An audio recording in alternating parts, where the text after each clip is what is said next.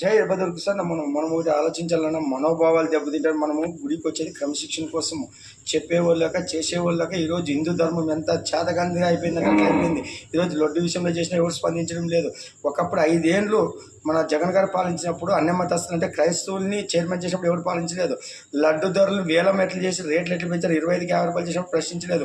తిరుపతిలో అంత ప్రసిద్ధి పాలు చేస్తూ ఇంత లేచిన దేవాలయంని ఈరోజు తిరుపతిలో అంటే వరల్డ్ ఫేమస్ రా. అటువంటి లడ్డులో కల్తీ జరిగిన ఎవరు ప్రశ్నించడం లేదు. ఇవాళ మా నాయన ఈ శరీరం తీసినాడు కాబట్టి ప్రశ్నిస్తున్నారు. ఆ జనాల్లో చైతన్యం తెస్తాడు. మీకు తెచ్చినా తెచ్చుకోకుండా మా నాయన చేసే పని చేస్తుంటాడు. వెలుగుడు వెలుగుతుంటాడు, నలుగుతుంటాడు, 40 నలుగుతుంటాడు, ఏ శివాలను వేస్తున్నాడు. వీరభద్రరా ఇది, వీరభద్ర చైతన్యం ఇది. వీరభద్రం గుడిలో వీరభద్రం గురించి మాట్లాడాలంటే ఎవరితో మాట్లాడతారా? వీరభద్రం గుడిరా, వీరభద్రం నిండుకుంటారో నోలో, అందుకే మాట్లాడుతుంటారు. నా గురించి ఆలోచించే తక్కువ చేసుకోండి. మీరు నా గురించి ఆలోచిస్తున్నారంటే మా నాయన మీ గురించి ఆలోచిస్తాడు. బాగా జాగ్రత్తగా గుర్తుపెట్టుకొని బెదిరియడం కాదా ఇది.